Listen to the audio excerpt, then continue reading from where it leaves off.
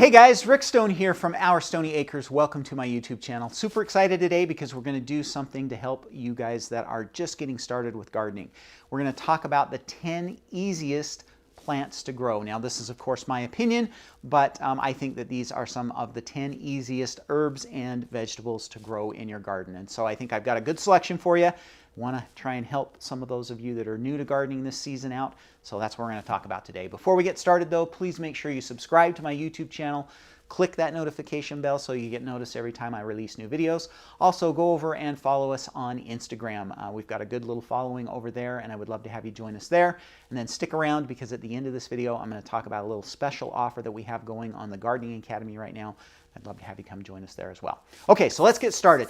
So what I'm going to do today is I've got 10 easy to grow vegetables for you, and I've got 5 cool season crops and 5 warm season crops. And the difference basically for those of you that are new at gardening is the time of year that we plant them. Okay, so cool season crops can handle some frost. They like to grow up in cool weather, and so we plant those in the spring and in the fall. Okay, warm season crops are not frost tolerant. That means that they'll be killed by frost, and so we have to wait and plant those after our last frost date, and those are going to go in the summertime. Okay, so those are the traditional summertime vegetables that we think of. So we're going to start out with lettuce, number 1 on our list. So lettuce is just a nice, easy to grow crop. Pretty low maintenance, doesn't have a lot of pest problems. For a new gardener, I would recommend that you start out with leaf or bib lettuces. Okay, those are going to be the easiest for you to grow. I love the fact that with the leaf lettuces you can do what's called cut and come again, which means you can harvest those leaves, and if you leave about 1 inch to 2 inches of leaf there, they'll continue to grow back and you can harvest them again. They're fairly quick growing, and so most lettuces are ready, fully mature within 60 days. Recommended varieties for you on these would be, if you're going to do a leaf lettuce, I like black-seeded Simpson, very easy to grow variety, and also oak leaf, which is kind of a nice, kind of crispier leaf lettuce. And then for the butter crunch varieties, the variety I'm going to recommend is actually called Butter Crunch. It's a good, nice, dark-leafed, gives you a nice good head of crunchy lettuce, and a good easy variety to grow. Next on our list is radishes. So radishes are just a fun crop for new gardeners to grow, especially if you've got kids involved. They grow very quickly, so the kids are not going to get bored with them. From planting the seed until harvest, you're looking at about 30 days with many radish varieties, and so they just grow so quick that kids love it. They're relatively pest-free, don't really have a lot of problems. As long as you've got some good, solid, healthy soil, you shouldn't really have a lot of radish problems. The one thing I will say is that you have to make sure that you grow them the right time of the year. So they like cooler weather. Once it gets hot, they're going to want to try and go to seed. And so you want to plant them earlier in the spring and later in the fall when the weather is cooler, and that will give you a better, milder tasting radish as well. Okay, so varieties that I would recommend for radishes are Easter egg, which is kind of a nice mixed color variety. And then the other is called Cherry Bell, and that's a variety that we have grown for years. The next vegetable on my list is probably the world's most controversial vegetable, okay? And that is kale. You either love kale or you hate kale. And I'm probably going to get a lot of guff in the comments about putting kale on this list. But kale is actually fairly easy to grow. It doesn't have a lot of pest problems. Or if it does, like some people will have aphid issues, but it's pretty easy to deal with those by just covering your crop with a fabric row cover or something like that. So pretty easy to grow. It can grow literally year round. So it will grow in the summertime, even though it's a cool season crop. It does get much stronger in the summer, but it grows through the spring, the fall, and even in the winter with a little protection, it will do really, really well. And you will find that homegrown kale, especially in the spring and in the fall, once the frost has been on it, is a totally different beast than the stuff you buy at the grocery store. Now, recommended varieties. If you want a curly leaf variety, my favorite is called Vates. If you would like a flat leafed variety, then I would recommend Red Russian. Or if you kind of want the variety that we see most at the store, that kind of longer, we call it a dinosaur kale, then the variety that I would recommend there would be Tuscan. Next we have an herb, and this is parsley. So parsley is a pretty easy herb to grow, and it's a good way to get yourself introduced to growing herbs. The other nice thing about parsley is it's very decorative. So you can grow it in containers, you can grow it in your flower beds, whatever you want to do.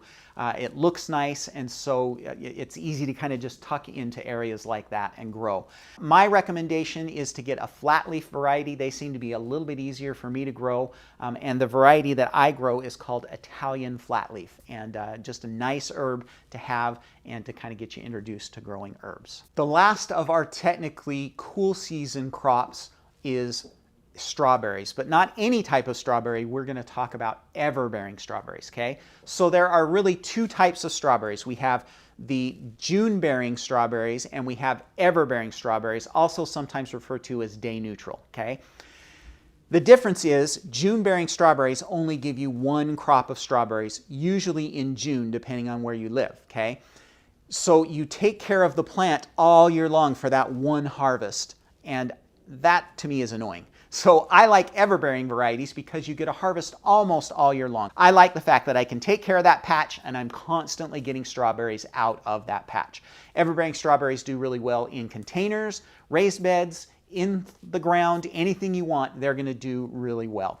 My favorite varieties of everbearing strawberries are Tribute, Ozark Beauty, and our current #1 favorite is called TriStar. Really good, sweet, well-producing variety that we really like. Let's move into the warm season crops. And the first one that I want to talk about is tomatoes. Tomatoes have always got to be on the list for people to grow. That's what a lot of people want, and we want you to learn quickly to grow tomatoes. But for beginners, I am going to recommend a very specific type of tomato, and that is a determinant variety, okay? So in the tomato world, we have determinate and indeterminate varieties.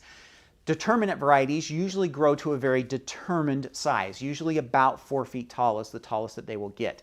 Indeterminate varieties will grow like crazy. They vine, they require a lot more pruning, they require trellises or to be tied up on poles, and so they're a lot more work. And so I recommend for new gardeners that you start out with some determinate varieties of tomatoes. They're also quicker.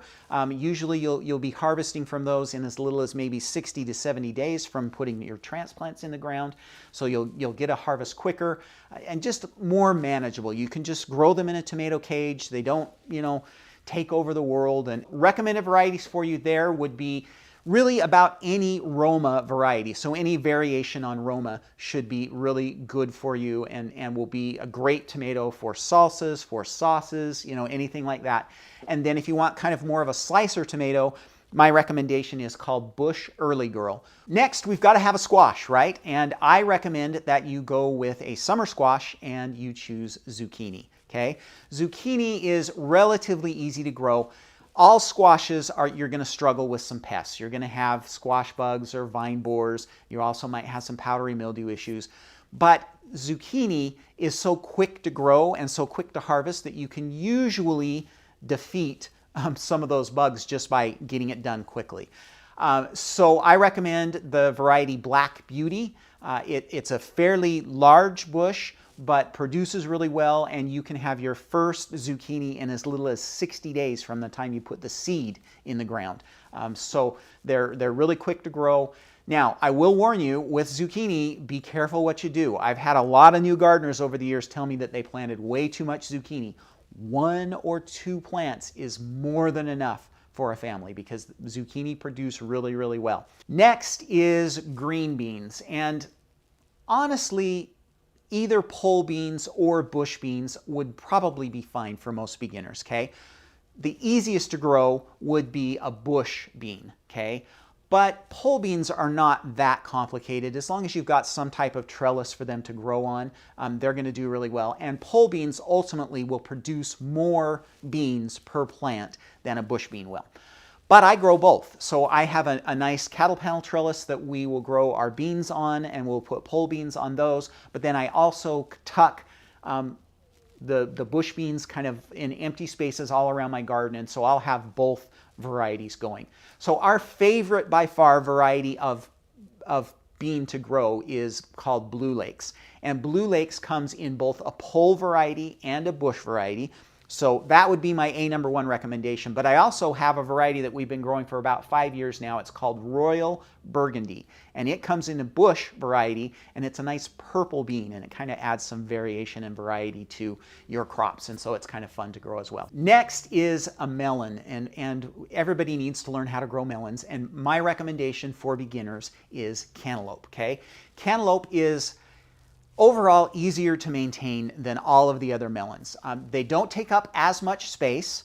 They do pretty well growing on trellises. And the really nice thing about cantaloupe is it's very obvious when they're ready to pick. Okay, they pick themselves essentially. They'll separate from the vine when they're ready to harvest. Okay. Whereas a lot of the other melons, you've got complicated methods that you need to use to determine whether or not they're ready to harvest, okay? So for a beginner, I recommend cantaloupe. The variety that I am currently really in love with and have been growing quite a bit the last few years is called Minnesota Midget. And it's actually just a smaller kind of icebox variety.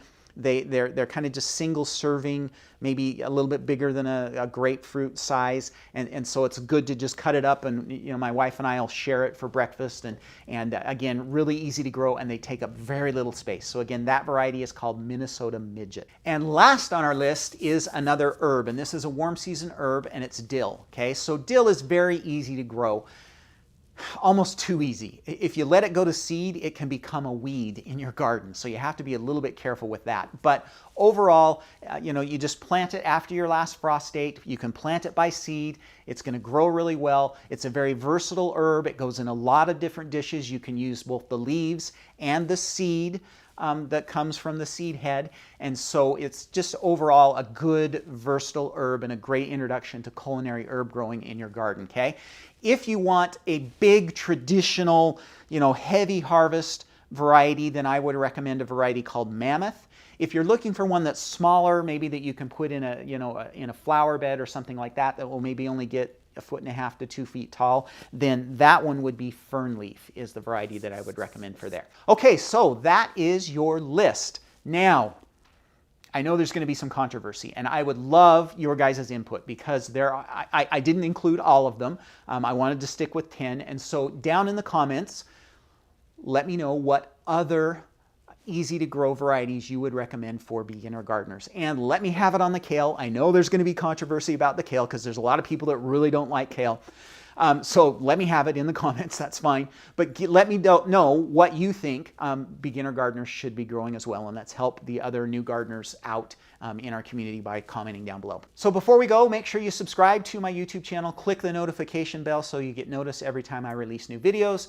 Make sure you go over and follow us on Instagram as well. I'm trying to do a lot of fun stuff over there. In the summertime, I'm out in the garden almost every day in the stories, and so we've got a good, fun following over there, so I'd love it if you would come and follow us there. And then really quick, before we go, let me just talk to you about the Gardening Academy. So the Gardening Academy is a great way for those of you that are new to gardening to learn how to grow better gardens. And the way I do that is by giving you guys monthly content that is going to help you become better gardeners. So we do things like planting guides, and I do a live Q&A every month. We do a mini course every month. We'll do recipes and interviews and just all kinds of fun stuff. And this is a private membership service. And right now we are really growing. We've had a big surge this spring, and we want to get more people to come and try it out. And so we're offering a little bit of a fun discount to help you decide if you want to come and join the Gardening Academy. And that is by giving you a 14-day free trial. So go click the link down in the description below and check it out. It's the Gardening Academy.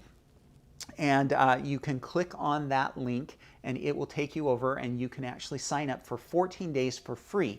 And you can, you know, check it out, see what you think. If you don't like it, all you got to do is cancel your subscription and you won't be charged a penny.